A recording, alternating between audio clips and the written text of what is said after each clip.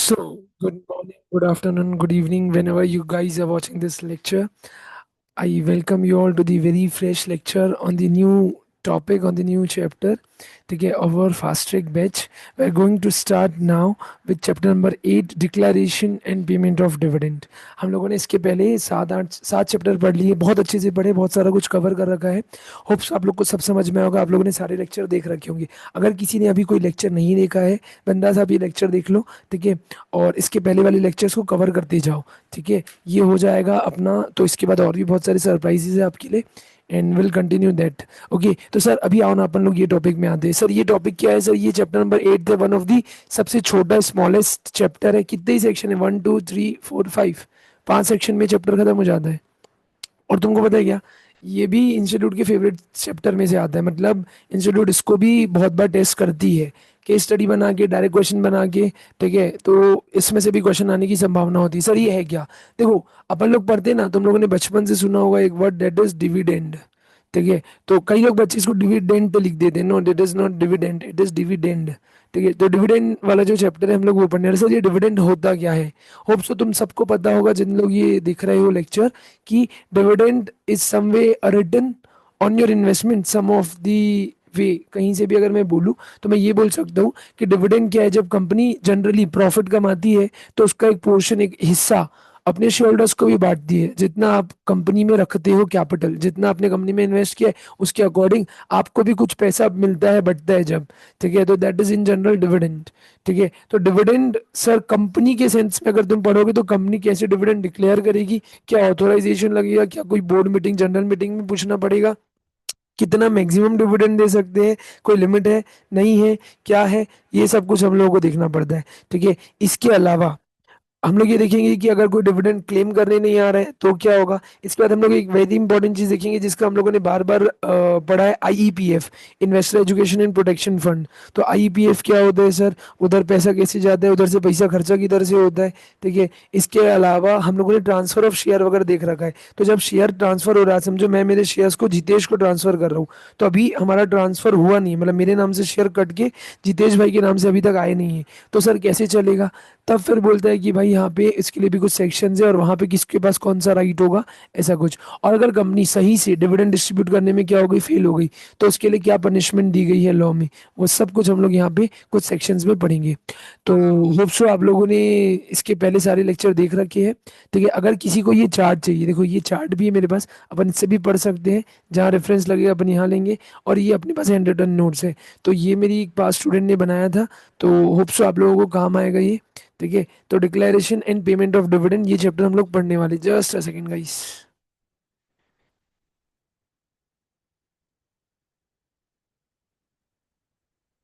Okay, हाँ, let's start. तो हम लोग क्या पढ़ रहे हैं सर? हम लोग पढ़ रहे हैं सबसे पहले डिविडेंड क्या होते हैं सर। तो सर अभी आपने जनरल सेंस में तो बता दिया, अभी कंपनी लॉ के सेंस में बताओ ना। तो कंपनीज एक्ट, कंपनी लॉ क्या बोलता है भाई? कंपनीज एक्ट और कंपनी लॉ बोलता है सेक्शन 2 क्लॉज 35 जो है ना, उसमें क्या डिफाइंड होगा ये। तो section 2 clause 35 define the dividend. तो बोलते हैं इट स्टेट्स डिविडेंड इंक्लूड्स, सबसे प्यारी डेफिनेशन भाई, सबसे वीक, सबसे unclear definition, dividend includes interim dividend. और इन्होंने बोल के छोड़ दिया, ये क्या बोलते हैं? डिविडेंड मतलब क्या? डिविडेंड मतलब इंटरिम डिविडेंड भी जिसमें आता है वो डिविडेंड है। डिविडेंड में क्या आता है? इंटरिम डिविडेंड आता है और वो डिविडेंड है। अरे भाई ये क्या बात हुई? सिंपल वर्ड्स में बताओ ना सर। जब प्रॉफिट कमाती है कंपनी, तो उसको जब शेयर होल्डर्स को डिस्ट्रीब्यूट करती है, तो it can be termed as a dividend distribution. तो बोल रहा है a portion of profit earned and payable to share holders and when it is as in when it is declare. तो जब जब डिविडेंड डिक्लेयर होता है, तो ये कब होता है? जनरली जब आप प्रॉफिट कमाते हो कंपनी, और कंपनी जब शेयर होल्डर्स को उनके बदले में उसका रिटर्न दे दी। देखो आज शेयर होल्डर के पैसे से ही कंपनी आगे बढ़ रही है, अपना बिजनेस कर रही है।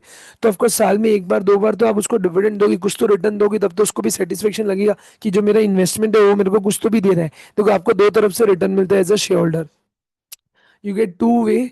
एक तो मतलब समझो इन जनरल आपका कैपिटल बढ़ जाता है धीरे धीरे करके, मार्केट कैप आपका अगर वो अच्छा हो गया, आपकी लिस्टेड कंपनी है, तो धीरे धीरे करके आप वहां से कमा लेते हो। दूसरा होता है भाई, अगर ये डिविडेंड डिक्लेयर करते जाओगे तो आपके खाते में पैसा आते जाएगा, ये एक होता है। तीसरा एक और तरीका होता है जो बोनस शेयर का होता है, वो भी हम आगे चल के पढ़ेंगे। बट पहले ये था। तो सर ये तो समझ में आ गया कि डिविडेंड, लेकिन अभी एक वर्ड लिख दिए इंटरिम। ये क्या होता है sir? Interim dividend in general समझना कि जब कंपनी देखो जनरली ना, अगर तुमको याद होगा अपन लोगों ने चैप्टर में पढ़ा था कि कुछ ऑर्डिनरी बिजनेस होते हैं, कुछ स्पेशल बिजनेस होते हैं। अभी लास्ट चैप्टर में पढ़ा था। तो ऑर्डिनरी बिजनेस चार टाइप की होते हैं। उसके अंदर एक वर्ड था कि डिविडेंड अगर आज आपको डिक्लेयर करना है तो आप कहाँ पे करते हो? एजीएम में। मेंबर्स उसको अप्रूव करते हैं, एजीएम में डिविडेंड डिस्ट्रीब्यूट होता है और मतलब डिक्लेयर होता है। वहां पे उसमें मुहर लगती है, तब जाके कंपनी डिविडेंड डिस्ट्रीब्यूट कर सकती है, डिक्लेयर कर सकती है। ठीक है। तो सर ये कौन से डिविडेंड की बात हो रही है? उस डिविडेंड को हम लोग बोलते हैं फाइनल डिविडेंड। ठीक है, जो साल खत्म होता है जब एजीएम होती है तब वहां पे फाइनल, सो जो शेयर होल्डर्स है वो अपने लिए उतना डिविडेंड अप्रूव करते हैं, देन वो पेबल होता है। वेरी गुड सर, ये समझ में आ गया। लेकिन सर अभी तक आप इंटरिम डिविडेंड नहीं बताया। अब इंटरिम डिविडेंड क्या होता है? जो साल के बीच में दिया जाता है। नॉर्मली फाइनल डिविडेंड कौन देता है? Share holders. अप्रूव कौन करता है? शेयर होल्डर्स ही अप्रूव कर सकते हैं डिविडेंड। लेकिन सर इंटरिम डिविडेंड कौन देता है? Board of director. सर तो ये कब देते होंगे? साल के बीच में। मतलब साल के बीच में इन द सेंस ऐसा समझो, जैसे पिछले साल एक एजीएम हुई थी और अभी इस साल एक एजीएम होने वाली है। पिछले साल सितंबर को एजीएम हुई थी, इस साल फिर सितंबर को एजीएम होगी। अब उसके बीच में, अभी मैं जून में खड़ा हूँ। ठीक है, अब अगर मेरे को लगता है बोर्ड ऑफ डायरेक्टर्स को कि यार डिविडेंड डिक्लेयर करना चाहिए, तो दे कैन डिक्लेयर डिविडेंड। तो जब डिविडेंड, इंटरिम डिविडेंड कौन डिक्लेयर कर सकता है? Board of director on their own. ठीक है। और फाइनल डिविडेंड कौन डिक्लेयर करता है? Share holders. समझ में आया क्या? होप सो इतना समझ में आ गया। हमने बहुत कुछ डिस्कस कर लिया इसमें। ठीक है, नेक्स्ट आता है sir section 123, declaration of dividend. यहाँ से बात चालू होती है। सबसे पहले बताओ सर, कहाँ कहाँ से डिविडेंड डिक्लेयर कर सकते हैं? क्या क्या सोर्स अवेलेबल है? किधर किधर से मतलब हम लोग पैसा निकाल सकते हैं डिविडेंड डिस्ट्रीब्यूट करने के लिए? ठीक है, तो सर सबसे पहले बोलता है सोर्सेज ऑफ डिविडेंड। पहला बोल रहा है करेंट ईयर का प्रॉफिट। अगर समझो आपको करंट ईयर में प्रॉफिट है, तो वहां से आप डिविडेंड डिक्लेयर कर दो। सी सिंपल सीधे से बात है, जितना पैसा आपको उड़ाना है आप उड़ाओ, जितना पैसा आप उड़ा सकते हो उड़ाओ। ठीक है, फिर लिखा है profit of any previous year और ईयर्स। समझ में आ रहा है? अच्छा, पिछले साल का अगर आपके पास प्रॉफिट पड़ा है, पिछले सालों का प्रॉफिट पड़ा है, तो वो, या दोनों का मिला के, पार्टली पार्टली। ठीक है, वैसा कुछ। ठीक है, या सेंट्रल गवर्नमेंट, स्टेट गवर्नमेंट अगर आपके भी में गारंटी वगैरह दे रखी है उसके भी में, वो अभी छोड़ दो, अभी इतना समझो। फिर लिखा है सर, अब लिखा है जब आप ये प्रॉफिट कंप्यूट कर रहे हो, तो ये जो तीन चीज लिखी है ना, इनको मत लेके आना। मतलब जो अब प्रॉफिट रिजर्व्स और ये सब जो होता है ना, इसमें आप क्या इंक्लूड मत करना? Unrealise gains, notional gains and the valuation of asset से अगर कोई चीज आपको एज अ प्रॉफिट या एज अ कोई चीज निकल के आई, आप उसको अकाउंटिंग कर रहे हो, तो उसको यहाँ पे मत लेना। तुम लोगों को पता होगा ना what is notional gains and unrealise gains? Can you guys tell me in the comments? फटाक से बताओ चैट्स। व्हाट डज, या तो अनरियलाइज गेन्स या नोशनल गेन्स। नोशनल कॉस्ट पढ़ा होगा। बताओ बताओ बताओ, लिखो। कॉस्ट में पढ़ा होगा किसी ने? नोशनल कॉस्ट या अपॉर्चुनिटी कॉस्ट, ये समथिंग ऐसा कुछ अलग अलग वर्ड्स। कॉस्ट बहुत प्यारा सब्जेक्ट है यार। ऑल दो मैं नहीं पढ़ता और ना ही मैं पढ़ाता। ठीक है, बट फिर भी cost is very scoring subject, that is why it is प्यारा सब्जेक्ट। एनीवन? अनरियलाइज गेन मतलब जो अभी तक रिसीव नहीं हुआ है बट होने वाला है। ओके। एस्टिमेट, एस्टिमेट किसका बोल रही हो? अनरियलाइज नोशनल किसको एस्टिमेट बोल रही हो?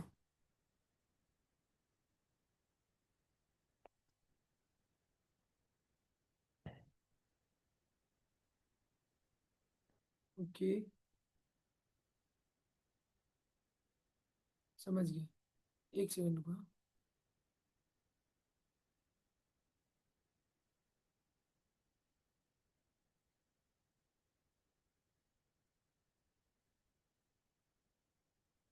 हाँ, ठीक है।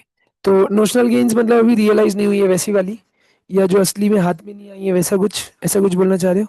एस्टिमेट, या हम लोगों ने जो सोच के रखा अगर ऐसा ऐसा हुआ तो इतना इतना हो सकता है, एस्टिमेट टाइप से। ठीक है, मैं मान लेता हूँ, सही बोल रहे हो तुम लोग। ठीक है, तो नोशनल गेन्स एक तरीके की अनरियलाइज गेन्स होती है। ठीक है, और यही सब चीजें तुमको दिखेगी। ठीक है, तो यही सब होता है एक्चुअली। तुम लोगों ने कॉस्ट अकाउंट्स ये सब जगह पे पढ़ा होगा, ये हमारे काम का नहीं है। बट फिर भी हम लोगों ने इसको थोड़ा सा डिस्कस किया, तो इनको हम लोग इसमें इंक्लूड नहीं करेंगे जब हम लोग इसके लिए प्रॉफिट कैलकुलेट कर रहे हैं। क्योंकि देखो, अगर आपने इसको इधर डाल दिया तो असली में ये प्रॉफिट बढ़ जाएगा, और असली में तो आपके हाथ में आया ही नहीं है ना कुछ। दीज आर जस्ट एस्टिमेट बोल लो, या दिस इज नॉट असली में मेरे हाथ में आया है, कोई ये रियल में नहीं आया है। It is just in my paper और जस्ट इन माई अकाउंट्स। ठीक है, तो अकाउंटिंग तक है तब तक अच्छा है, लेकिन हाथ में नहीं आता, जब तक ये हाथ में नहीं आता है ना, रियलाइज नहीं होता है ना, तो ऐसी चीजों को मैं किस में इंक्लूड नहीं करूंगा, इसमें, क्योंकि मेरा प्रॉफिट बढ़ेगा, प्रॉफिट बढ़ेगा तो डिविडेंड भी समझ में आ रहा है, फिर उसके अकॉर्डिंग देना पड़ेगा, और असली में कहाँ से निकालोगे यार आप उतना पैसा, असली में तो वो आया ही नहीं है। फिर क्या सर, कैपिटल प्रॉफिट को कभी भी आप डिस्ट्रीब्यूटेबल प्रॉफिट का पार्ट मत बनाना, ये किसके लिए अवेलेबल नहीं होते, डिविडेंड डिक्लेयर करने के लिए, तो वो लिखा है। और अगर बिफोर डिक्लेरेशन ऑफ डिविडेंड आपको क्या हुआ, ये इंपॉर्टेंट याद रखना, अगर आपको प्रीवियस ईयर के लॉसेज या डेप्रिसिएशन है तो सबसे पहले उसको क्या करो, सेट ऑफ। होप सो सब लोगों ने टैक्स पढ़ रखा है तो सबको टैक्स सेट ऑफ का मीनिंग पता होगा, ठीक है।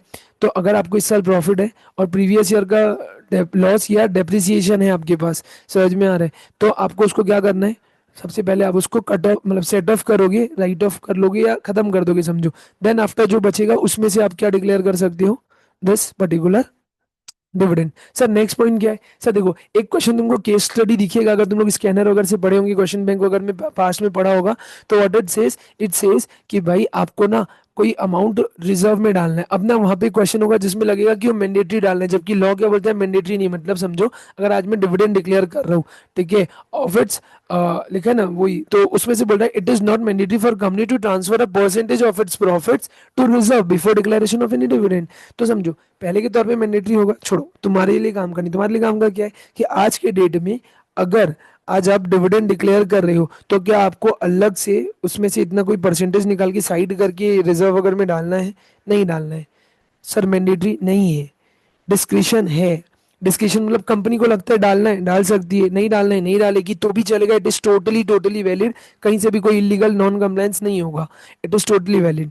तो अगर सर कोई फिक्स परसेंटेज है, कुछ भी नहीं है, 1% डालना है डाल दो, नहीं डालना है मत डालो, कोई दिक्कत नहीं है, ठीक है। फिर वैसे declaration of dividend from free reserve, generally of course free reserve he available रहता है किसके डिस्ट्रीब्यूशन के लिए, डिविडेंड के लिए, तो फ्री रिजर्व को आप यूज कर सकते हो।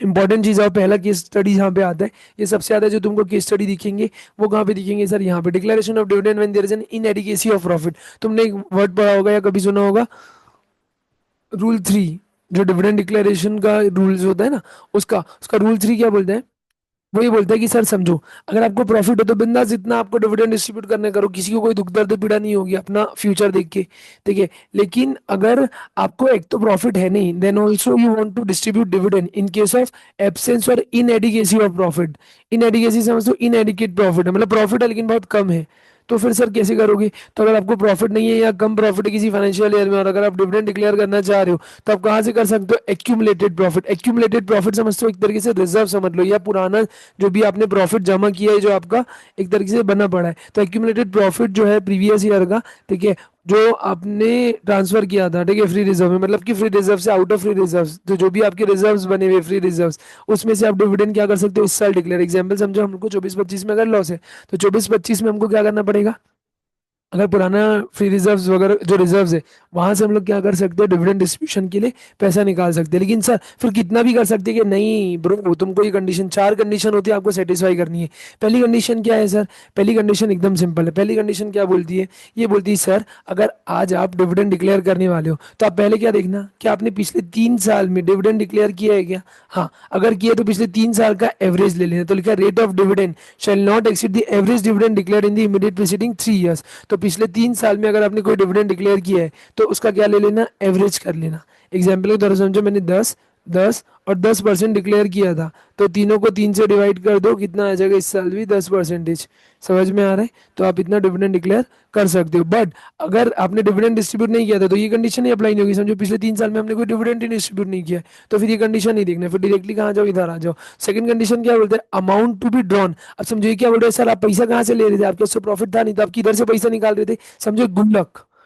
होप सो तुम लोग को गुल्लक समझ में आता होगा, हमारे इधर गुल्लक बोलते हैं। तुम्हारे इंग्लिश में क्या बोलते हैं यार, सेविंग्स करने के लिए क्या बोलते हैं गुल्लक को, यार किसी को बताइए क्या बोलते हैं please, just in case example के तौर पे, जिसमें आप पैसा जमा करते हो, what's your bank what that, कोई बताएगा क्या बोलते हैं यार चैट में, गुल्लक को हमारे इधर तो गुल्लक बोलते हैं, जिसमें आप पैसा जमा करते हो, ए रिजर्व, मतलब ये तो है ही, ये तो मैं हिंदी में बोल रहा हूँ, तुम्हारे उधर जैसे तुम अगर कुछ थोड़ा थोड़ा पैसा सेव करते हो कहीं पे डालते हो, तो हमारे इधर ना एक ऐसा गुल्लक बोलते हैं, जैसे मिट्टी का गुल्लक आता है, पिगी बैंक की ग्रेट। हाँ, तो एक्चुअली सब लोग पिगी बैंक ही बोलते हैं क्या, बचपन में बस पिगी बैंक बोलते थे कि मतलब नॉर्मली भी पिगी बैंक ही बोलते हैं उसको। आई डोंट नो। ठीक है। तो चलो ठीक है, तो समझ लो एक तरीके से गुल्लक है और पिगी बैंक। ठीक है, तो वो पिगी बैंक से आप निकाल रहे हो, इस बार आपकी जेब में पैसा नहीं है, प्रॉफिट नहीं है, तो आप कहाँ से निकाल रहे हो? पिगी बैंक से। तो क्या अगर तुम कभी भी कोई खर्चा करते हो, तुम अपने लिए कोई खर्चा कर रहे हो, तो पूरा पूरा अपना पर्स या पूरा पूरा पिगी बैंक खाली कर देते क्या? No, not at all. तो फ्री रिजर्व से भी पूरा पैसा निकाल सकते हैं क्या? नहीं सर, तो उसकी भी एक लिमिट है। तो बोल रहा है अगर आप कहाँ से पैसा निकाल रहे हो, ड्रॉ करना मतलब ड्रॉइंग, कहाँ से निकाल रहे हो? आपका जो भी प्रॉफिट यानी कि रिजर्व से, तो आप कितना परसेंट तक निकाल सकते हो? मैक्सिमम 10% तक निकाल सकते हो। सर किसका 10%? Of your paid up capital plus free reserve. ठीक है, तो paid up capital free reserve वगैरह को आप प्लस करना। ठीक है, तो इसका जो भी परसेंटेज जो भी आएगा वो उसका 10% तक का आप कितना परसेंट मतलब कितना निकाल सकते हो रिजर्व में से? एग्जाम्पल समझो, मेरे रिजर्व में 100 रुपए है। ठीक है, और मेरा कैपिटल 100 है, और मेरा फ्री रिजर्व समझो 25 रुपए है। ठीक है, 25 की जगह समझ लो 50 रुपए, इन दोनों को प्लस करो तो कितना आ गया? 150 रुपये। 150 रुपये का 10% कितना आएगा? 15 रुपए। तो मैं ये 100 रुपये में से कितना परसेंटेज निकाल सकता हूँ? समझो एग्जाम्पल के तौर पे, या इसमें समझो 50 रुपए ये ना एग्जाम्पल के तौर पे, तो ये 50 रुपए में से मैं कितना रुपए निकाल सकता हूँ? 15 रुपए निकाल सकता हूँ। समझ में आया क्या? होप्स आ गया होगा। आया ना? प्रैक्टिकल एक इसका केस भी है, तुमको दिख जाएगा। फिर है सर, अच्छा आपने ये निकाल दिया, मेरे को एक चीज बताओ, अगर अभी हम लोगों ने यहाँ एक कंडीशन पढ़ी थी ना, कि अगर आपको क्या है पिछले साल का कोई लॉस वॉस है, तो आप लॉस को पहले क्या करते हो? सेट ऑफ कर लेना। तो थर्ड कंडीशन एक तरीके से समझ लो वही है। ठीक है, ये हो गया। और ये देखो यही वाला कंडीशन था, आपको पहले यूटिलाइज करना है, सेट ऑफ करना है। इसके अलावा फोर्थ कंडीशन क्या है? फोर्थ कंडीशन बोलती सर आप ये जो पैसा निकाले, अभी अभी गुल्लक में से पैसे निकाले ना, गुल्लक कितने का था? मेरा 50 रुपए का गुल्लक था, 50 रुपए पड़ा था मेरे गुल्लक में, तो मैंने गुल्लक में से कितना निकालना चाह रहा हूँ? 15 रुपए। सर ये 15 निकाल दूंगा तो कितना बचेगा? सर 35 रुपए, 35 रुपीज। तो ये 35 रुपीज के बारे में बोल रहा है। तो अब आपका जो ये बैलेंस बचेगा रिजर्व में, सर रिजर्व में मतलब समझो ये मेरा एक गुल्लक है। ठीक है, ये गुल्लक है, इसमें बहुत सारा अलग अलग ऐसा पैसा पड़ा है। ठीक है, अब पैसे में ये कितना रुपए था? 50 रुपए था, इसमें से मैंने कितना निकाल दिया? 15। बचा कितना? 35 पड़ा हुआ है अभी एज ऑफ नाउ, बैलेंस कितना है? 35। तो बोले सर इसमें आप ये जो 15 अगर निकाल दोगे तो कम से कम कितना बचना चाहिए? तो बोल रहा है आपका कभी भी जो रिजर्व होगा, ठीक है, वो किससे फॉल नहीं होना चाहिए? 15% ऑफ योर कैपिटल। अभी समझो मेरा कैपिटल था एग्जाम्पल के लिए 100 रुपए, उसका 15% कितना होता है? 15 रुपए। तो 15 रुपए, समझ में आ रहा है? अगर मैं, हाँ 15 रुपए निकाल रखूंगा, रखना है मेरे को, तो ये अभी कितना रुपए पड़ा हुआ है यहाँ पे? 35 रुपए पड़ा हुआ है। तो क्या ये 15 से ज्यादा? यस, तो मैं उतना ये वाला 15 निकाल सकता था क्या? हाँ निकाल सकता हूँ बिंदास। नहीं तो मैं इतना भी नहीं निकाल पाता। होप तो मेरे समझ में होगा, आप लोग कंफ्यूज नहीं होंगी। मेरे को मेरे एंड से समझ में आ गया, आपको आपके एंड से समझ में आया तो बताओ, नहीं आया तो बताओ, मैं कोई दूसरे एग्जाम्पल लेके समझाऊंगा। ये चार कंडीशन इंपॉर्टेंट है, एग्जाम में आता है, इसका एक प्रैक्टिकल क्वेश्चन है। मैं तुमको कभी एक टेस्ट पेपर दूंगा मेरा डिविडेंड वाला, उसका पहला ही क्वेश्चन इसके ऊपर होता है। बच्चे ना कोलैप्स कर जाते हैं, गलत गलत चीजें ले लेते हैं। ठीक है, फ्री रिजर्व, सिक्योरिटीज प्रीमियम और पेड अप कैपिटल इसको लेना पड़ता है आपको यहाँ पे। लेकिन यहाँ पे केवल आप क्या लेते हो? पेड अप कैपिटल, इसका लेते हो परसेंटेज। दोनों में याद रखना, यहाँ पे और यहाँ पे दोनों में अंतर है। आगे क्या सबको आया तो बताओ, नहीं आया तो बताओ, मैं फिर से समझा दूंगा।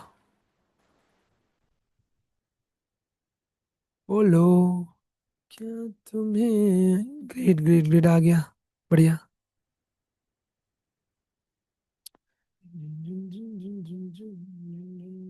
ग्रेट ग्रेट ग्रेट, सबको आ गया ना? प्राची आ गया दोस्त? जितेश भाई को भी आ गया? सबको आ गया? बढ़िया। चलो चलो चलो। चलो तो आगे बढ़ते हैं सर, ये तो हम लोगों ने पढ़ लिया, चार इंपॉर्टेंट कंडीशंस थी। अब ये बताओ सर, अभी आप बोल रहे हो कि ठीक है आप डिविडेंड तो आज अपन लोग डिक्लेयर कर सकते हो ऊपर वाली कंडीशन फॉलो करके, लेकिन सर इसके लिए और कंडीशन है कि? हाँ बोलते हैं भाई देखो सिंपल सीधी सी बात है, आपको ना, अब सर ये पैसा निकालोगे ना, आपने बोला तो है कि यार आप 500 करोड़ रुपए का डिविडेंड डिक्लेयर करोगी, आपने डिक्लेयर कर दिया, लेकिन भाई आपकी जेब में उतना है कि नहीं है ना? तो सबसे पहले आप उतना पैसा साइड करके रख दो। वाई? बिकॉज समवे और the other it becomes a liability. आपने एक बार मार्केट में न्यूज दे दी कि हम लोग क्या करने वाले, डिविडेंड डिक्लेयर करने वाले हैं, अच्छा खासा अगर आप डिविडेंड डिक्लेयर कर रहे हो, तो हो सकता है मार्केट के सेंटीमेंट से आपका मार्केट बढ़ जाए, कैपिटलाइजेशन आपका जो मार्केट में वैल्यू है, या गिर जाए आपके शेयर की वैल्यू, कम ज्यादा मतलब जो भी एक्स वाई जेड हो सकता है। ठीक है, तो आपको समय पे क्या करना पड़ता है, उतना पैसा अलग से निकाल के रख देना है। सर कहाँ रख देना है? तो बोलता है बेटा एक सेपरेट अकाउंट खोलना। किसमें सर? सेपरेट शेड्यूल बैंक में। तो शेड्यूल बैंक में एक सेपरेट अकाउंट मेंटेन करना है। ठीक है, और उसमें आपको क्या डाल देना है? 5 दिन के अंदर जहां से आपने डिविडेंड डिक्लेयर किया, जनरली डिविडेंड कहाँ डिक्लेयर होता है? AGM में। तो अगर एनुअल जनरल मीटिंग में आपने डिविडेंड डिक्लेयर किया है, तो जिस दिन वो है उसके 5 दिन के अंदर आपको कहाँ पे शेड्यूल बैंक में एक सेपरेट बैंक अकाउंट खोलना है, और उसमें उतना पैसा डाल देना है जितना आपने डिविडेंड डिक्लेयर करने का प्रॉमिस किया, डिविडेंड डिक्लेयर किया है। ठीक है सर। अच्छा सर ये 5 दिन में डिविडेंड डिक्लेयर हो गया, पेमेंट तो बोलते हैं भाई ओवरऑल कितने दिन में पेमेंट कर देना? 30 डेज में पेमेंट कर देना। तो सर ये 30 और 5 35 दिन है कि नहीं? नहीं, ये शुरू के 5 दिन है, इसमें डिविडेंड डाल देना और ओवरऑल 30 दिन के अंदर क्या कर देना, पेमेंट भी कर देना लोगों को कि भाई इसको ऐसे पेमेंट करना है, इसको ऐसे पेमेंट करना है, सबको उतना उतना पेमेंट डाल देना। ठीक है सर, ये समझ गया, लेकिन इसका मोड क्या होगा सर? तो बोलता है भाई या तो कैश या चेक, ठीक है, या वारंट के फॉर्म में हो सकता है, बट कभी भी काइन के फॉर्म में नहीं होगा। काइन के ऊपर देखो क्वेश्चन बना, तो you guys shall be prepared. ठीक है, काइन में नहीं होगा, कैश, चेक और वारंट होगा। आज के डेट में कैश बोला है, लेकिन वो होता किससे है? चेक। चेक भी बोल रहा है तो इन द सेंस वो क्या होता है? ऑनलाइन। मेरे को आता है डिविडेंड तो एनईएफटी, आरटीजीएस, ये सब चीजों से आता है। ठीक है, फिर सर डिविडेंड जो पेबल है किसको? रजिस्टर्ड शेयर होल्डर को होता है, और इस जो भी ऑर्डर में। अब ये क्या बोलना चाह रहे हैं पता है? देखो रजिस्टर्ड शेयर होल्डर मतलब कि समझो एग्जांपल के तौर पे, आज मिस्टर एलवी जो है ना, ये रजिस्टर्ड शेयर होल्डर है, तो कंपनी की जो बुक है ना, अपन लोग पढ़े थे वहाँ, रजिस्टर्ड शेयर होल्डर, उसमें मेरा नाम लिखा है, तो जनरली मेरे इसको पेमेंट होगा। अच्छा लेकिन सर समझो मैंने ना ऑर्डर दिया है कि मेरे बैंकर को कर देना, बैंकर को मतलब मेरे वाले खाते में डाल देना, यहाँ पे पेमेंट कर देना, वहाँ पे पेमेंट कर देना। मैंने जो ऑर्डर दिया, मेरे ऑर्डर में किसी और को भी हो सकता है। मैंने ऑर्डर दिया कि यार मेरा भाई है, मेरे भाई को पेमेंट कर देना, सो मिस्टर आरवी को पेमेंट कर देना। या मैं बोलता हूँ कि मेरे बैंकर को डायरेक्टली वाले खाते में डाल देना, यहाँ से यहाँ ऐसा करके हो जाएगा, तो वो भी हो सकता है, मतलब इट कैन बी डन, कोई इशू नहीं है। फिर लिखा है sir prohibition on declaration of dividend. अब ये कब मना करें? सिंपल सीधी सी बात समझो, एकदम अच्छे से याद रखना, कभी भी कंपनी लोग कोई चीज के लिए अगर मना करता है आपको, आपको पहले ये राइट दिया, आपको ये फीचर दिया कंपनी को कि आप बिंदास से इसको एंजॉय करो, तो वो आपसे कब ये छीन सकता है? जब तुमने खुद ने पहले कुछ गलती करी होगी, मिस्टेक करी होगी। समझो एग्जाम्पल के तौर पे, आज मैं डिविडेंड डिक्लेयर कर रहा हूँ, किसको दे रहा हूँ? शेयर होल्डर्स को पैसा दे रहा हूँ, रिटर्न दे रहा हूँ। अच्छा, कंपनी में केवल शेयर होल्डर्स पैसे लगा देंगे सर? नहीं, डिवेंचर होल्डर्स होते हैं, क्रेडिटर्स होते हैं, डिपॉजिट होल्डर्स होते हैं। तो सर अगर मैं जो डिपॉजिट मैच्योर हो गए हैं, ठीक है, अगर वो मैं खा के बैठा हूँ, सेक्शन 73 74 का डिफॉल्ट कर रखा हूँ, तो मेरे को डिविडेंड डिक्लेयर नहीं करने देगा। भाई पहले उनका पैसा चुकाओ ना, it's your liability, it's your debt, then after आप एक नया ये सीन खोलो। आप फोकट फालतू में डिविडेंड बांटते रहोगे तो इनके साथ तो आप धोखा होगा ना। समझो मैं इन लोगों का पैसा दबा के बैठा हूँ, खा के बैठा हूँ, and I am not and had made a default, ठीक है, और मैं इन लोगों को पेमेंट नहीं कर रहा हूँ, एंड बाहर में जाके पेमेंट बांट रहा हूँ, डिविडेंड बांट रहा हूँ, so it is not valid, it is not good, logically सही नहीं है ना। तो पहले बोलता है बेटा अगर तूने इसका डिफॉल्ट किया होगा तो डिविडेंड नहीं डिक्लेयर करने देंगे, पहले इनका पेमेंट कर, इनका जिनका पैसा खा के बैठा है, जो भी प्रिंसिपल और इंटरेस्ट अमाउंट है। इसके अलावा क्या कोई section eight company dividend declare कर सकती है? कभी नहीं। एनजीओ तो कभी डिविडेंड डिक्लेयर नहीं कर सकती, वो अपने आगे उसी के लिए पैसे लगाती है। सर ये क्या है? सो डायरेक्टली 123 से 127 एक बार में चैप्टर खत्म नहीं। पहले समझो 127 क्या बोलता है, punishment for failure to distribute dividend. अभी ऊपर क्या बोला था, 30 दिन के अंदर आपको क्या कर देना है? डिविडेंड को डिस्ट्रीब्यूट कर देना है। तो कंपनी ने अगर पे नहीं किया, ठीक है, समझो एक तो और तरीका मैं बता रहा था तुमको, एक चीज बताना भूल गया, ये वारंट, ये जो यहाँ पे लिखा था ना, ये सर वारंट भी होता है। सर ये वारंट क्या था? देखो या तो मैं तुमको कैश के फॉर्म में, चेक के फॉर्म में, या वारंट के फॉर्म में दूंगा। वारंट क्या होता है समझो, जैसे मैंने तुम्हारे घर में वारंट भेज दिया, वो वारंट के बदले में तुमको क्या मिल जाएगा? डिविडेंड। समझ में आ रहा है? इंस्ट्रूमेंट टाइप से। तो अगर आज मैं वारंट के थ्रू भी भेज, या तो मैं तुमको डिविडेंड पे करता है, तुम्हारे घर में क्या भेजता, ठीक है, डिविडेंड वारंट आता तुम्हारे घर में, उसके दम पे तुम क्या कर लेते? डिविडेंड को एनकैश कर लेते। तो लिखा अगर वो नहीं किया गया अभी तक तो कंपनी की गलती है। कितने दिन के अंदर? 30 डेज के अंदर। तो कंपनी और उसके लोग लायबल होंगे। कौन लोग? तो एवरी डायरेक्टर एंड कंपनी। क्या इंपॉर्टेंट है? क्या सर? वेरी इंपॉर्टेंट है। तो सर ये याद करने बोलो, यस ये वाली पेनल्टी में याद करने बोलो। जनरली तुमने मेरे मुझे पेनल्टी बहुत कम याद करने मैंने बोला तुमको, 447 वगैरह बोल रखा है, ये वाली डिविडेंड की पेनल्टी तुमको याद करनी है, याद कर लेना। इसके ऊपर क्वेश्चंस पास्ट में बने हुए हैं, अगर तुमने क्वेश्चन बैंक कभी देखा है तो, नहीं देखा है तो याद रखना, इसके ऊपर क्वेश्चन आ सकता है। क्वेश्चन आएगा तो ईजी है, कुछ बड़ा भारी नहीं है। क्या बोलते हैं सर? डायरेक्टर को 2 साल तक की सजा हो सकती है मैक्सिमम, अगर वो नोइंगली पार्टी था डिफॉल्ट में। नोइंगली पार्टी मतलब उसको पता है कि 30 दिन के अंदर पेमेंट नहीं हो रहा, जानबूझ के धोखेबाजी घपलेबाजी हो रही, फिर भी वो उसका पार्ट है, उसने कुछ एक्शन नहीं लिया, तो he shall be liable. And company 18% पर एनम के हिसाब से इंटरेस्ट देगी टिल जब तक वो डिफॉल्ट कंटिन्यू। मतलब समझो हम लोग ना 30 दिन का पे करना था, हम लोग नहीं करे, हम लोगों से ना और 20 दिन लेट हो गए, तो जो 20 डेज है ना उसके ऊपर 18% का क्या मिलेगा आपको? इंटरेस्ट। मतलब जो भी आपका ओवरऑल लेट पीरियड हुआ है, इंटरेस्ट तब तक आप कंटिन्यू करो जब तक उसका पेमेंट नहीं कर देते। फिर लिखा further liable to minimum fine of 1000 every day. पर डे का आपके ऊपर कितना लगेगा? 1000 रुपये तक का लग सकता है। नोट सर ये क्या लिखा है? अब ये अच्छा पॉइंट, इसके ऊपर भी केस लॉ बना है, दे admit case law on this also. समझो एग्जाम्पल के तौर पे उन्होंने ये बोला, आज समझो आज कंपनी है, आज समझो कंपनी है, प्यारी सी कंपनी है, एलवी लिमिटेड, ठीक है, ये एलवी लिमिटेड ना 3 4 लोग को डिविडेंड भेजने वाली थी। समझो एक है मिस मिया, एक है मिस प्राची, ठीक है, एक है मिस दिव्या, ठीक है, एक है मिस्टर जितेश। समझ में आ रहा है? इन लोगों को, इनको क्या भेजना था?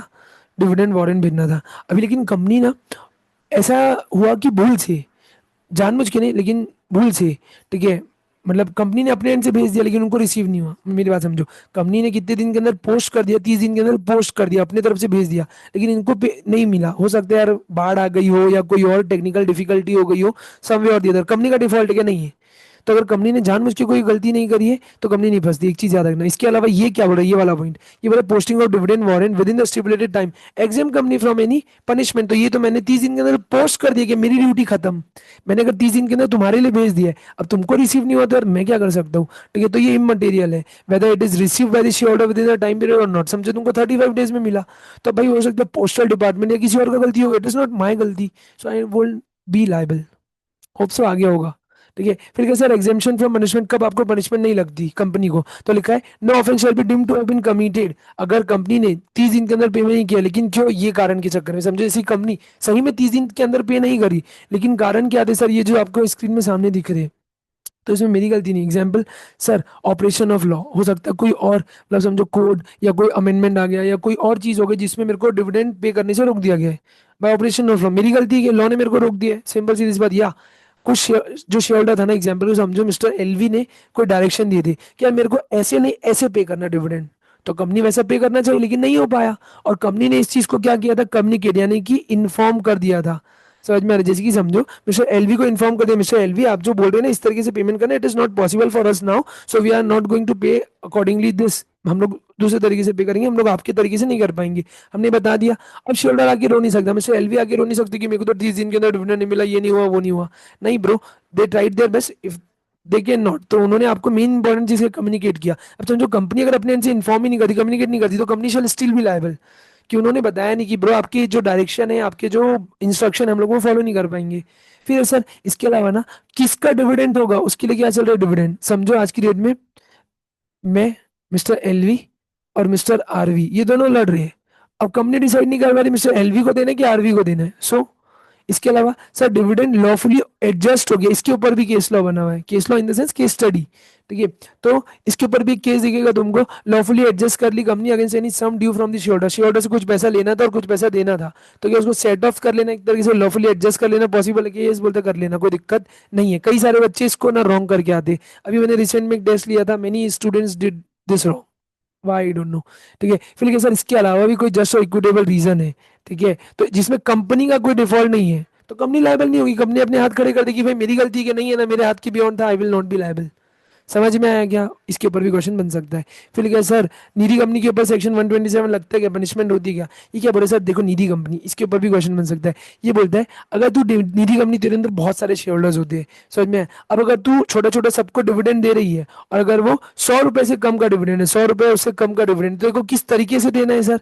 ठीक है, उसको ना डायरेक्टली शेयर होल्डर्स के अकाउंट में नहीं डालना है, दे जस्ट हैव टू क्या करना है, डिविडेंड डिक्लेयर करके कहाँ बता देना है, लोकल न्यूज़पेपर में। और वो कितने दिन और जो निधि कंपनी का जो नोटिस बोर्ड होगा ना वहाँ पे 3 महीने के लिए उसको वहाँ शो कर देना और वर्नेक्युलर न्यूज़पेपर में प्रिंट कर देना, आपका काम खत्म हो जाएगा। लेकिन अगर सर 100 रुपए से ज्यादा का पेमेंट है, तो जैसा सेक्शन 123 और 127 में लिखा है आपको पूरा फॉलो करना। मतलब 123 की रिक्वायरमेंट्स है ना, ये बैंक अकाउंट खोलो, ये 3-5 फालतू के काम करो, ठीक है, ये करो वो करो, इतने दिन में पेमेंट करो, वो सब पूरा प्रोसीजर फॉलो करना पड़ेगा। अगर तू किससे ऊपर का पेमेंट कर रहा है, 100 रुपए, 100 रुपए से कम का पेमेंट है, समझो किसी को 75, किसी को 55, इतना ही डिविडेंड बन रहा है, तो फिर आपको ये इतना भारी काम नहीं करना, इतना सही काम करके छोड़ देना। होप सो ये आ गया होगा समझ में। आ जाओ 124 में, ये इंपॉर्टेंट है, ये भी अच्छा पॉइंट है। ये बोलते हैं सर 124 क्या बोलते हैं, unpaid dividend account, UDA, unpaid dividend account. ये क्या बोल रहे हैं सर? ऊपर समझ में आता है ना तुमको कि डिविडेंड डिक्लेयर करके कितने दिन में पे कर देना है?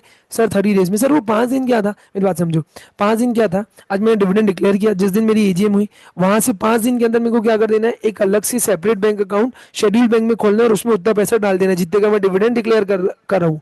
ठीक है, जो मैं पे करने वाला हूँ आखिरी पे कितने दिन में कर देना है, 30 डेज में। तो जहां डिविडेंड डिक्लेयर है उसके 30 दिन के अंदर आपको पे कर देना है।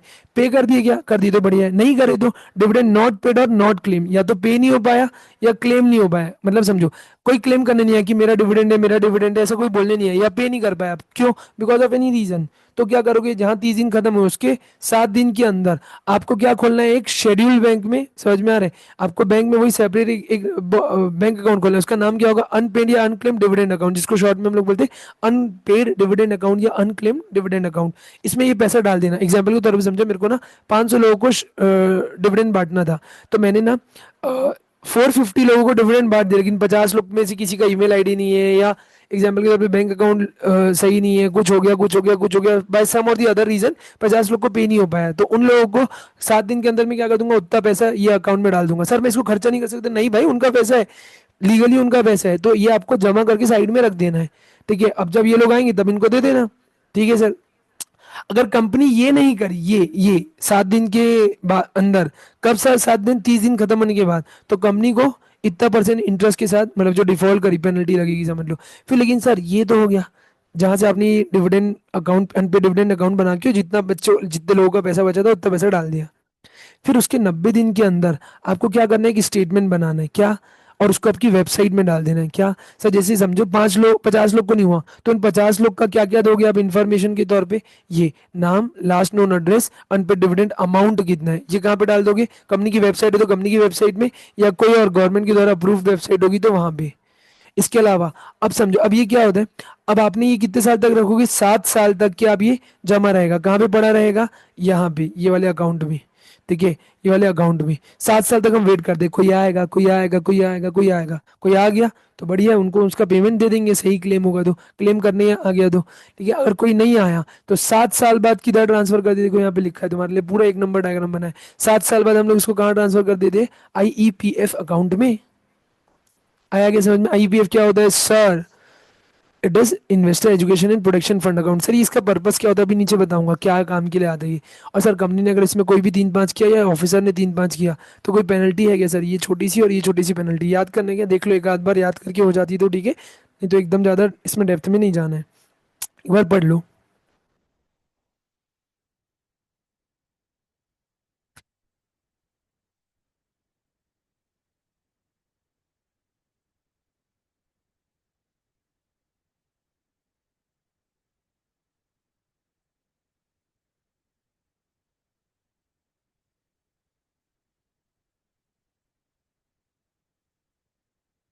Okay shall we continue. Okay next, तो सेक्शन 125 क्या होता है सर, आईईपीएफ, ये कैसा सेंट्रल गवर्नमेंट ने ना एक फंड एस्टेब्लिश किया, एक अथॉरिटी बनाई है।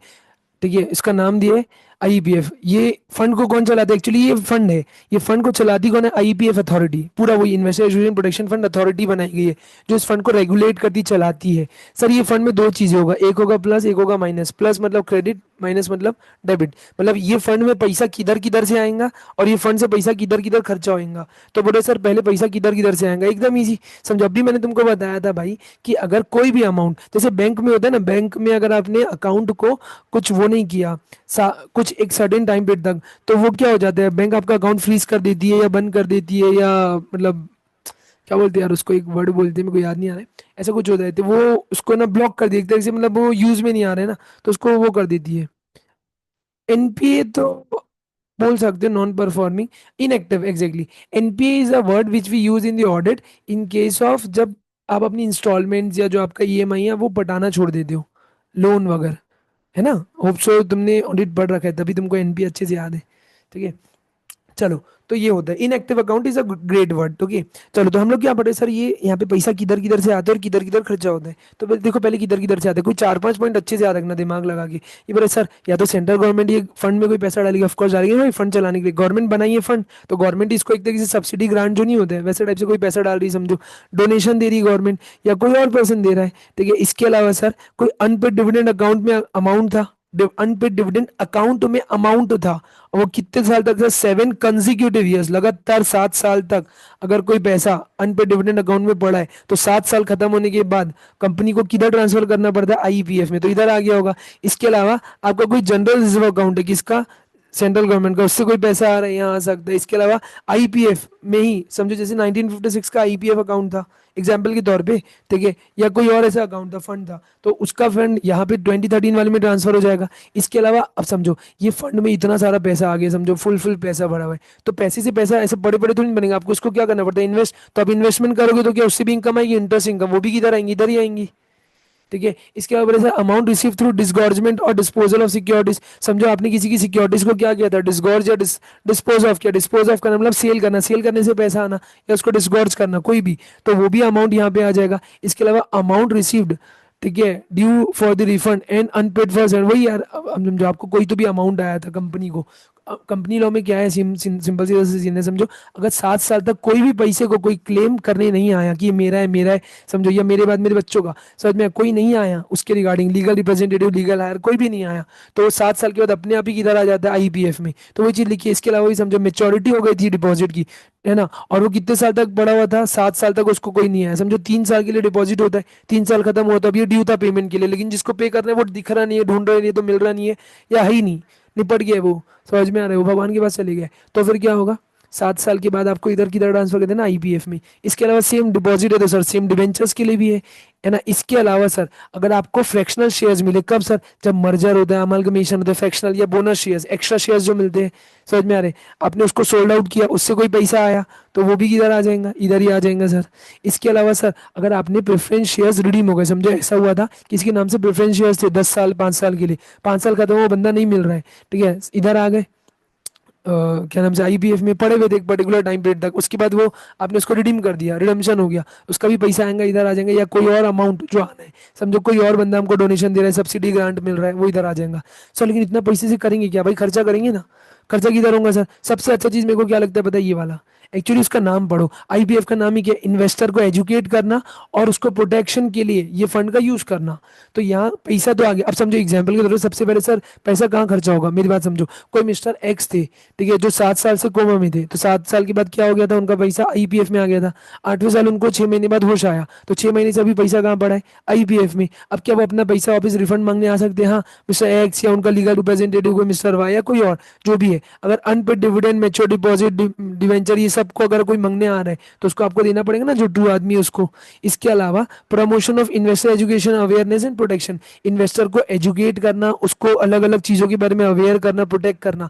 कितना सारा तुम लोग देखते होंगे सेमिनार, वेबिनार, सेबी के द्वारा या आईपीएफ अथॉरिटी के द्वारा होते हैं, तुम्हारे सिटीज में भी होता होगा, हमारे सिटी में होता है कभी कभी, ठीक है। सो व्हाट दे डू, अगर फिजिकल प्रोग्राम है तो what they do, they take a proper auditorium, और वहाँ पे मस्त फ्री में ही आई थिंक हमारा तो आना जाना हो जाता है वहाँ पे, ठीक है, एंड मज़ा आता है। तो वो पूरा एक जैसे होता है ना इन्वेस्टर समिट्स, या बोल सकता हूँ कि नॉट इन्वेस्टर समिट, बट उनको नॉलेज देने के लिए बड़े बड़े स्पीकर्स आते हैं, जैसे अपना नेटकॉन होता है ना, तुम्हारे उधर होता होगा नेशनल कॉन्फ्रेंस, जहाँ पे बड़े बड़े स्पीकर्स आते हैं, CA CMA स्टूडेंट्स को गाइड करते हैं फ्यूचर के रिगार्डिंग। तो बस वैसे ही होता है कि आपको शेयर मार्केट, सिक्योरिटीज मार्केट में कैसे इन्वेस्ट, वो प्रॉपरली एजुकेट होकर आपको डील करना है, ठीक है। तो ये एक चीज होती है इसके अंदर। इसके अलावा क्या है सर, नेक्स्ट है सर, अगर कोई डिसगॉर्ज यानी कि रॉन्गफुल अमाउंट आपने ले लिया था किसी का, कोई गलत तरीके से आपने लिया, कोर्ट का ऑर्डर आ गया, तो कोर्ट के ऑर्डर को आपको मानने के लिए वापस क्या करना पड़ेगा, जिसका पैसा था, जिसे छीना था, उसको वापस करना पड़ेगा। इसके अलावा अब समझो ये सब केस वेस लड़ने के लिए आपको क्या लगते होंगे, लीगल एक्सपेंस। एग्जाम्पल की तरफ समझो, अगर आज कोई पैसा कोई मिस्टर एक्स क्लेम करने आ रहा है, अब वो कोर्ट में गया, अगर आप नहीं दे रहे हो तो लीगल एक्सपेंसेस लगेंगे क्या, देखने के लिए क्लास एक्शन सूट। अब क्लास एक्शन सूट क्या होता है, जब बहुत सारे लोग मिल के एक अकेला एक सूट फाइल करते हैं किसी एक के बिहाफ में, तो उसको बोलते हैं क्लास एक्शन सूट, ठीक है। इतना ही अभी तुम्हारे लिए काम का। इसके अलावा भी सर इंसिडेंटल देयर टू, ये क्या हो रहा है सर, इंसिडेंटल मतलब समझो रिलेटेड, इन सब के अलावा भी अगर कुछ इनसे रिलेटेड एस्पेक्ट से जहाँ खर्चा करना है तो वो लोग वहाँ करेंगे, जहाँ पे मेन क्या होगा, investor education protection fund authority को लगता है। आईपीएफ अथॉरिटी, अथॉरिटी मतलब जिसके पास पावर है, जो इसको पूरा रेगुलेट करती चलाती है। आया क्या समझ में, यहाँ तक समझ में आ गया तो बताओ, फिर मैं आगे बढ़ता हूँ।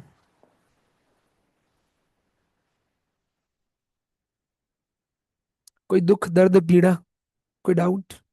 ग्रेट ग्रेट, आ गया सबको समझ में, चलो एक नंबर, ग्रेट। चलो तो आई थिंक अभी लास्ट है, ये बोल रहे 126, right to dividend, right shares and bonus shares to be held in abeyance. अब ये मेरे को अच्छे से बना था, अबेयंस का मतलब कोई जानता है क्या, ये कोई गाली नहीं है, अबेयंस ऐसा नहीं है, अबेयंस, अबेयंस, लोग अलग अलग प्रोनाउंस करते हैं, but this is abeyance. Can anyone,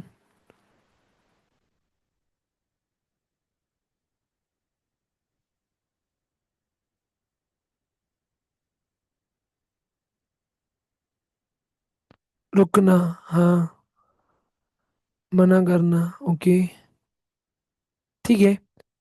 और कोई कुछ बोलेगा, नहीं तो मैं दिखाता हूँ तुम लोग को, तुम लोग के लिए बहुत अच्छी चीज़ मैंने रखी। कई सारे बच्चे ना इस चैप्टर सेक्शन को छोड़ देते हैं या ध्यान नहीं देते, और सच बताओ कि मेरे को लग रहा है इसके ऊपर क्वेश्चन आ सकते हैं, दैट इज वाई मैंने इसमें थोड़ी सी रिसर्च करके तुम्हारे लिए लाया है। चलो आओ, इधर आ जाओ। अबेंस का मतलब क्या होता है पहले इन जनरल समझो, तो लिखा है right to abeyance refers to the temporary suspension, suspend कर देना कोई राइट को, समझ में, टेम्पररी, या पोस्टपोन कर देना कोई लीगल राइट, कोई लीगल क्लेम या कोई प्रोसीडिंग्स, प्रोसीडिंग्स में जैसे कोर्ट में प्रोसीडिंग होती है ना, कोई चीज चलती है वैसा, रदर है ना कंप्लीट डिसमिस, पूरा पूरा खत्म नहीं करना, एक टाइम के लिए उसको रोक देना।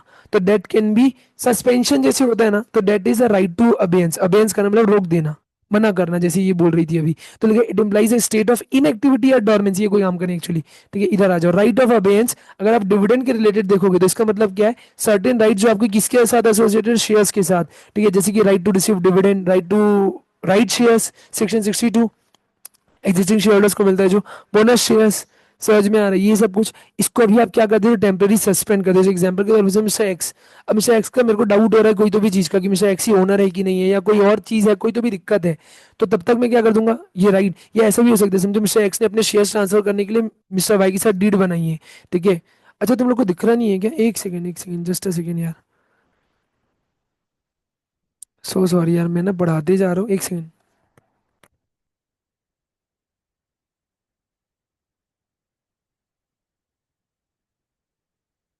Okay, so sorry. हाँ, ये मैं ना इतना सब कुछ पढ़ा दिया हूँ, आई होप सो ये तुमको दिख गया होगा। दिख रहा है ना, चलो इसको एक बार पढ़ लो यार, मैंने इतना सब कुछ पढ़ा दिया, मेरे को पता नहीं था कि स्क्रीन दिख रही नहीं है मेरी। एक बार इतना पढ़ लो।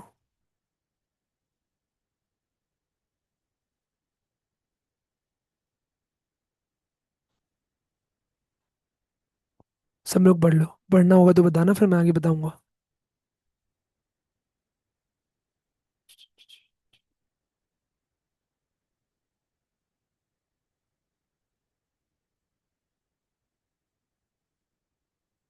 डन।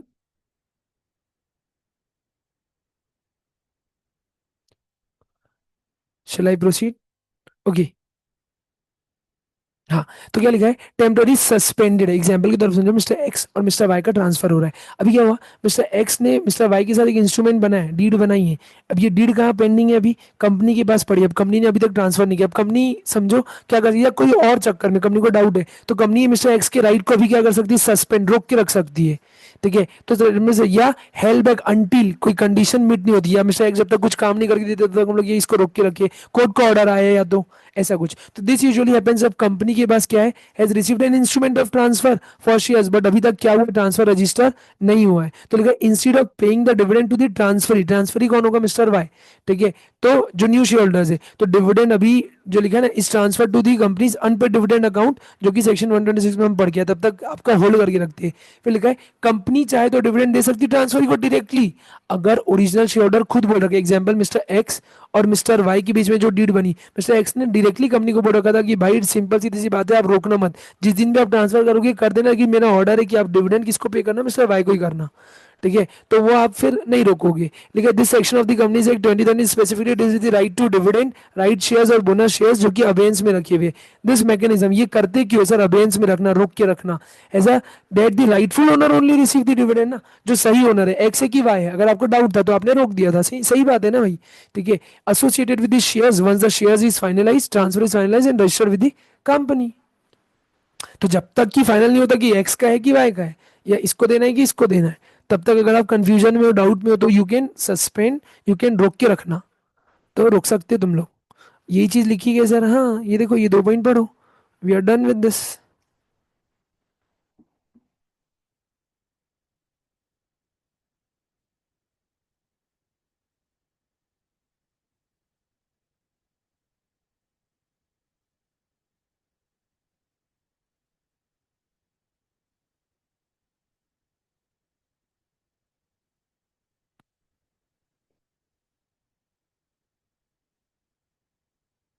पढ़ लिए सब लोग?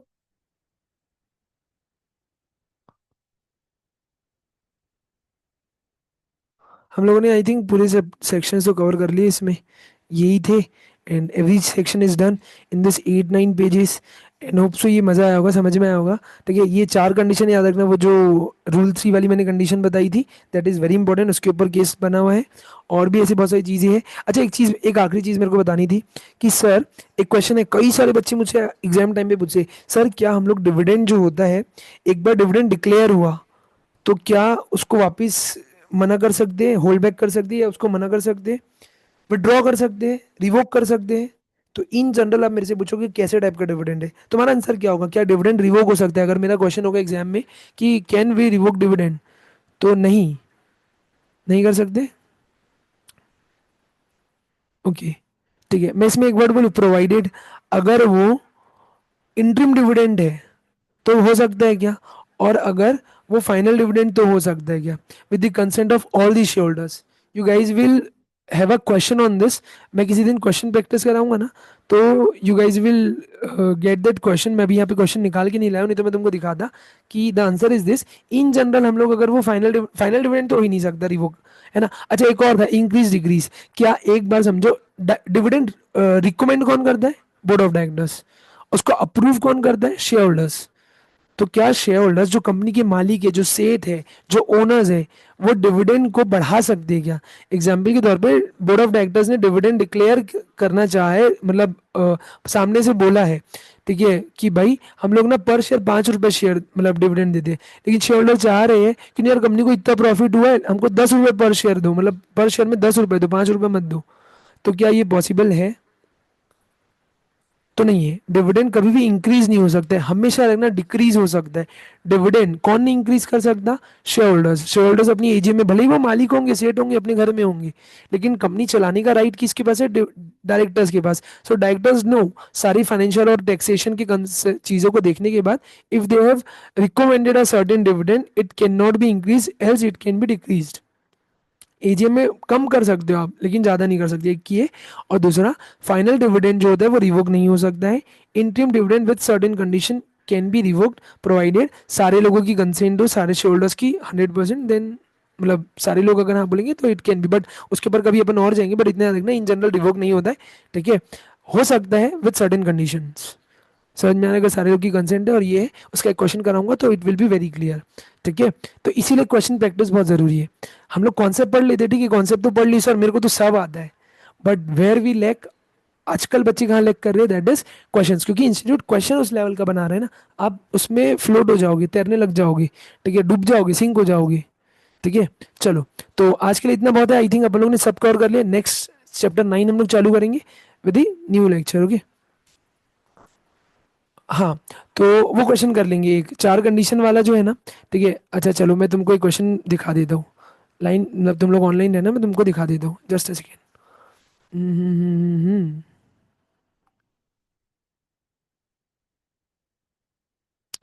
अच्छा यार, वो ना मेरे को देखना पड़ेगा, ठीक है। मेरे को एक बार ना, एक सेकंड रुको, मैं तुमको कोशिश करता हूँ, अगर मेरे पास पड़ा होगा। हम्म, एक सेकेंड।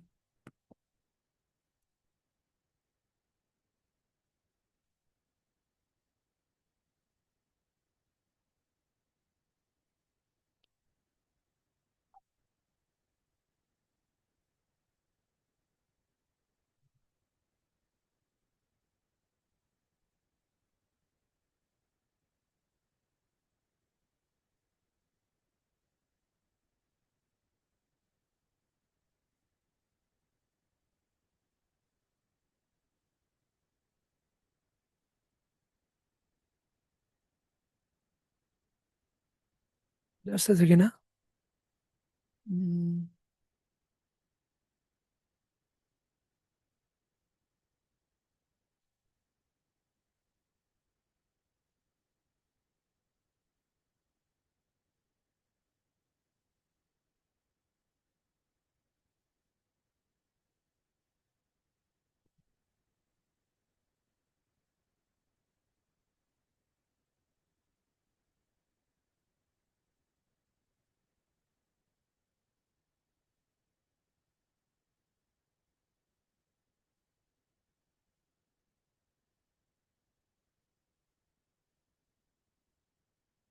चलो, तो ये मैं स्क्रीन में दिखा रहा हूँ, एक सेकेंड ना।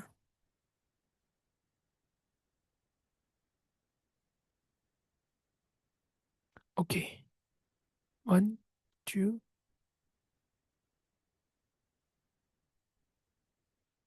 ये रहा क्वेश्चन।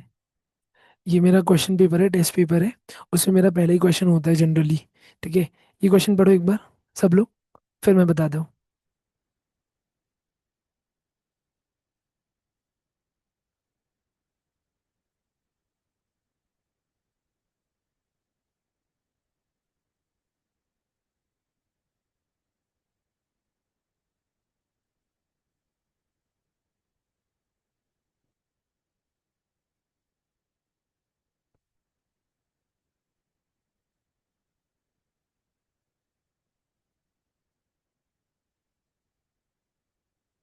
पढ़ लिए।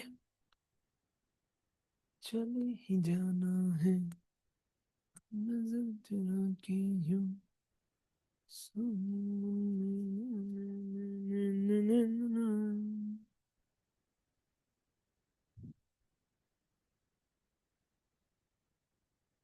हम्म, बताओ क्या मैं। देखो क्या बोल रहा है, एक कंपनी है जिसने अभी पिछले 5 साल में कितना जमा कर लिया, 75 लाख रुपए का फ्री रिजर्व जमा कर लिया, मतलब उनका एक्यूमुलेट हो गया उतना बैलेंस। अब कंपनी को इस साल कितना प्रॉफिट हुआ है, 12 लाख का, लेकिन वो कितना परसेंटेज देना चाह रही, 30%, यानी कि 30 लाख रुपए। ठीक है, on their paid up capital. मतलब अगर 30 लाख 30% है, तो ओवरऑल पूरा उसका capital on of their paid up capital, समझ में 30%। तो अगर उसके पेड अप कैपिटल का 30% कितना आ रहा है, 30 लाख, तो ओवरऑल कैपिटल कितना होगा, एक तो तुमको ये निकालना है, और ये पूछना चाह रहा है, ठीक है, हाँ, कि ओवरऑल आप कितना परसेंट दे सकते हो कि नहीं दे सकते हो। किसी ने ये क्वेश्चन किया है पास्ट में?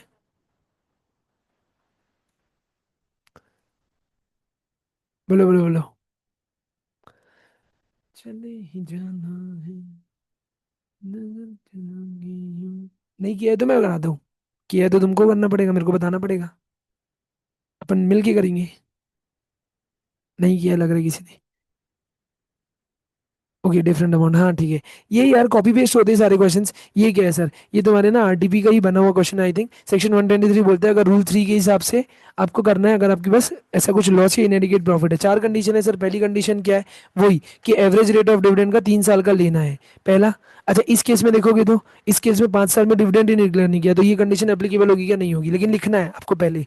सेकेंड है कि सर आप अमाउंट विड्रॉन करोगे जो भी रिजर्व में से, वो कितना कर सकते हो, 10% of your paid up capital and free reserve. ठीक है, उसका 10% तक का पैसा निकाल सकते हो गुल्लक में से। ठीक है, अच्छा गुल्लक में से निकालोगे, और इस साल अगर आपके पास क्या है, लॉस है, तो पहले लॉस को क्या करना, सेट ऑफ।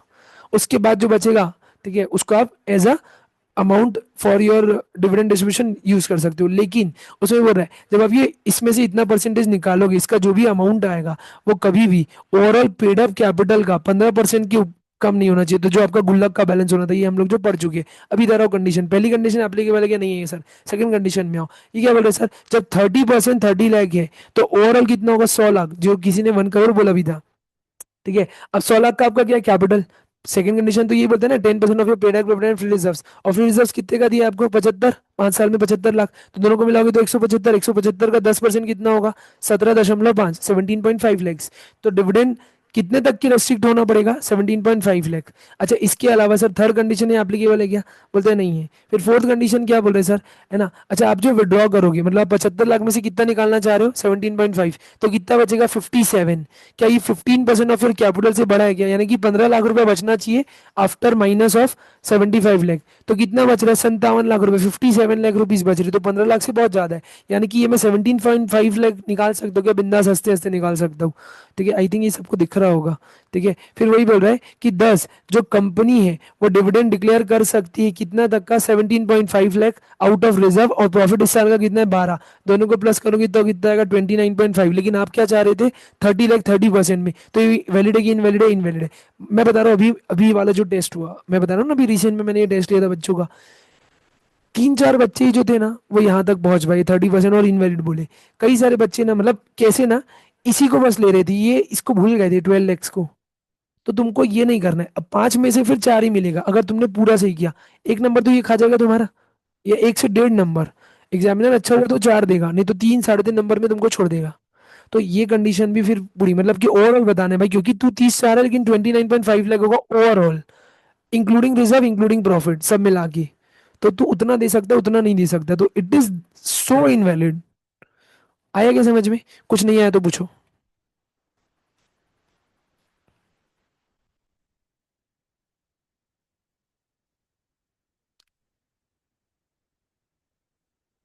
बोलो, आ गया, क्या बात है। प्राची, नेहा और मेहा, दिव्या, जितेश, ग्रेट ब्रो, बढ़िया। ठीक है, सबको आ गया, ओके। ठीक है, समझ में है। तो ऐसे ना देखो, this is how question practice करने से ना इट हेल्प्स। कैलसी लेके जाना पड़ता है ना अपने को एग्जाम में, तो क्वेश्चन प्रैक्टिस हेल्प्स यू। हम लोग ना ऐसे बहुत सारा टेस्ट लेते हैं, जैसे अगर मैं तुमको ऑल दो क्वेश्चन पेपर दिखाऊं, तो we had some good questions. हम लोगों ने रीसेंट एमटीपी आरटीपी भी कवर करी थी इसमें, जो लास्ट टाइम तक आया था। कई सारे बच्चे इस क्वेश्चन को गलत लिख के आए थे, अनपेड वो आईपीएफ का था आई थिंक, हाँ आईपीएफ वाला क्वेश्चन था। ठीक है, एंड होता क्या पता है क्या, मतलब मैं वन ऑन वन खुद चेक करता हूँ। ठीक है, अभी भी मेरे पास एक कॉपी पड़ी होगी, कई सारी ऐसी कॉपीज है जो चेक करता हूँ मैं। ठीक है, तो ऑनलाइन भी है ऑफलाइन भी है। ठीक है, बिंदास तुम लोग अच्छे से पढ़ोगे तो तुम्हारा भी कुछ अच्छा ही करेंगे अपन। ठीक है, चलो होप सो अभी आज का लेक्चर समझ में आया होगा। मिलते हैं नेक्स्ट लेक्चर में, नेक्स्ट टॉपिक में। आज के लिए इतना बहुत है, मिलते हैं सेम टाइम सेम जगह कल। ठीक है, चलो बाय।